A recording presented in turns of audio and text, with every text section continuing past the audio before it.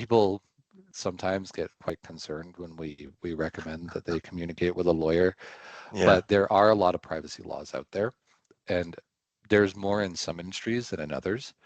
Like obviously the insurance industry would have a large amount of privacy regulation, but technically if there's been a privacy breach of your organization, it needs to be reported to the government, and you need to make sure that the language that's used is correct, because we know how governments are and we know how lawyers are, and we need to make sure the I's are dotted, the T's are crossed, that the appropriate agreements are in place, to kind of cover your butt should, as an example, something they'll quite often target is like the payroll system when they get access to extort, because they know you've got social insurance numbers of your employees, you've got all of your customers' information, credit card information, everything like that.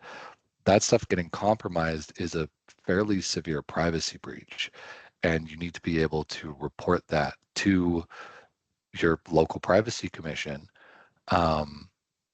to kind of cover your butt. If you don't, there's also a string of punishments that can come along with that. One, it's also equally important to make sure that you're notifying your supply chain if you've detected a breach. We've seen instances where we've had customers reaching out to us because one of their software as a service vendors, cloud software vendors, has been compromised. And I think the thing that we need to focus on as we bring this home is to talk a bit about what happens if you do get compromised. And I think the strongest message that we can put out there is don't panic. Don't give in to that fear that is being weaponized against you. Take that breath. Reach out to your IT team, your managed service provider, F12, if we're fortunate enough to be able to serve you.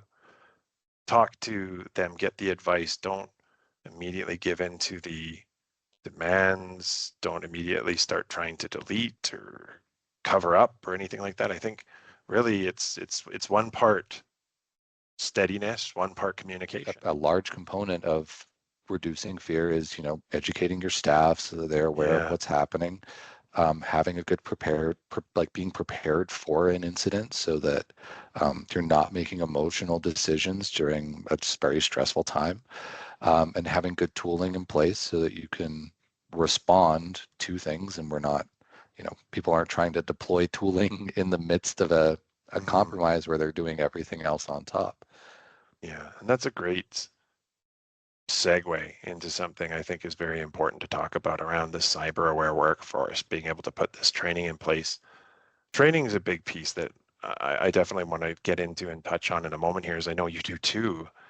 But I think the piece that is often missed is making it an environment where people feel comfortable and supported to come forward if something like that has happened. We talk about it at the scale of something like a business or a corporation, but right down to any of your staff, your employees within the organization, it goes a long way if they feel comfortable to report it, and in a way that it's not being covered up or hidden from the public, which we've seen. I've had people share stories with me where you see chief information or CIOs, CEOs, executives within businesses that are putting out these threats about, like, if you get compromised, you're fired. That's almost the worst thing you can do in a situation like that, because it is going to lead to those elements of cover up and lies and misdirection